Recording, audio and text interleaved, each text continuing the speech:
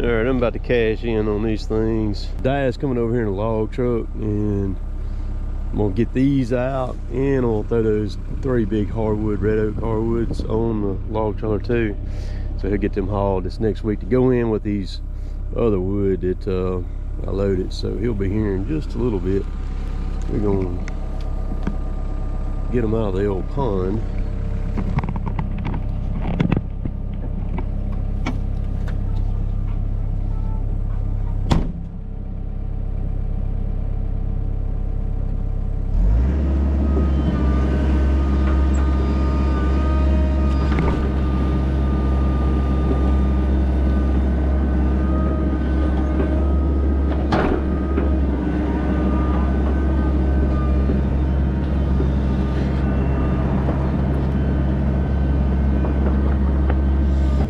I think that little one I just drug out of there, it was just a short piece. That was back when I was taking some of that stuff to Tyler. None of this here is going to Tyler. It's going to normal, regular big mills, and they'll still take it like this when it's in the water, been wet like that, because nothing's hurt on it. It soaks that water up and it's green. And so this has been working out pretty good for me here. Any of this stuff I've been saving it mainly on the jobs that I've been working on, and I just make a text to Kevin, and then they send me a log truck over there.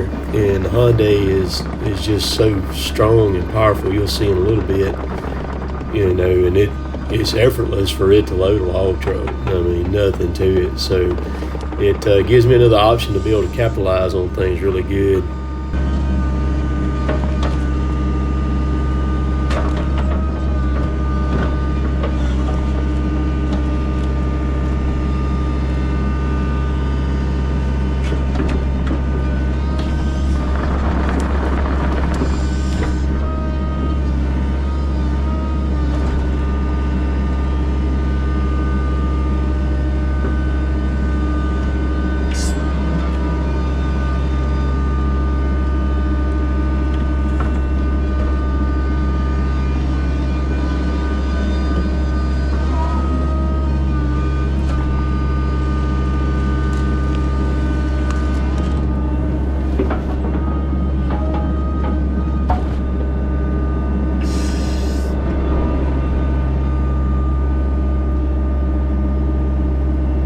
I'm about to take this short piece over here that I got, and I'm gonna saw it in half.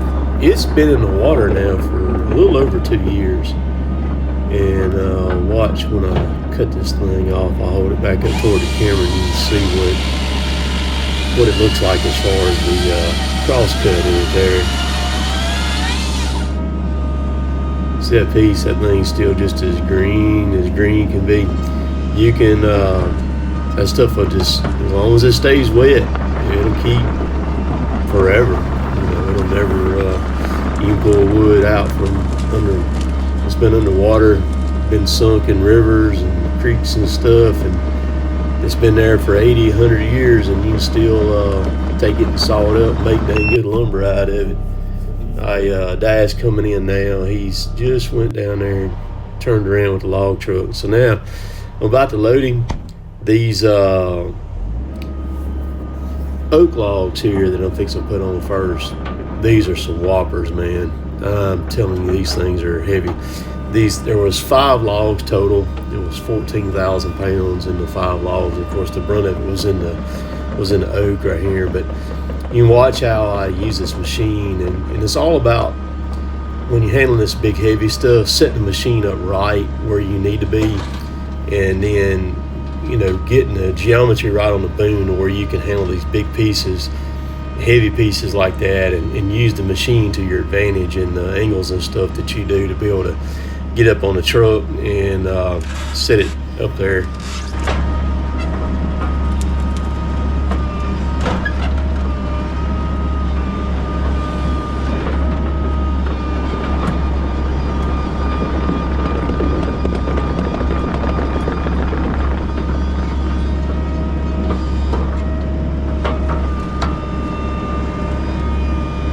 All right, this piece is a butt cut. when I talk about using the machine to your advantage, I don't know what this thing weighs, but right in there is about as high as I can lift this thing. And I'm actually sitting down off the driveway lower than what Dad is on log trucks. So I'm gonna track up here with the machine, and I'm fixing to put the blade down, and I'm gonna use the blade to get me high enough to clear up on here and get over the bolster. See me lift the machine on up just a little bit more with the blade. I could go on up higher if I needed to. You see, I'm sitting just right where I can clear that bolster, come right over and set that chunk down. I think I had these cut 12 foot, 12 and a half foot is what I had them cut. And you can see, just what it takes. Now this one right here, I was going to spin around and go around backwards with it and come back in through because I was sitting kind of tight to the log trailer.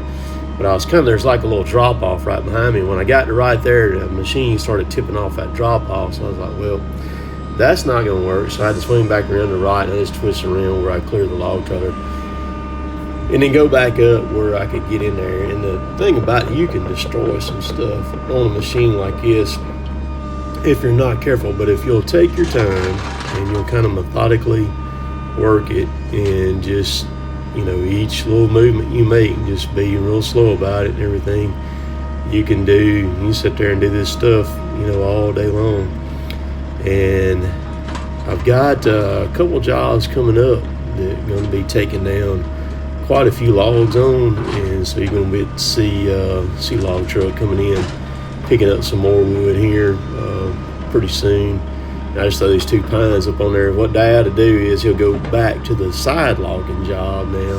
He'll pull the pines off, or pull it off, take it off, and then he'll reload the load and everything like that. And he'll make a complete load is what he'll do. So all the trucks have scales on them. So he knows what my wood weight is right there to where I can get paid what I'm going to get paid. And we just do it like that is what we do. So it's just one other way to be able to capitalize on a job and doing work, instead of having to haul it off and put it in a burn pile, burn it, or dump it at a dump, or anything like that. And you can do really well. The problem is you got to have a place to unload it at. That's the biggest thing. And a lot of these mills now, they won't take stuff from individuals. You got to be like a logging contractor to be able to go in there.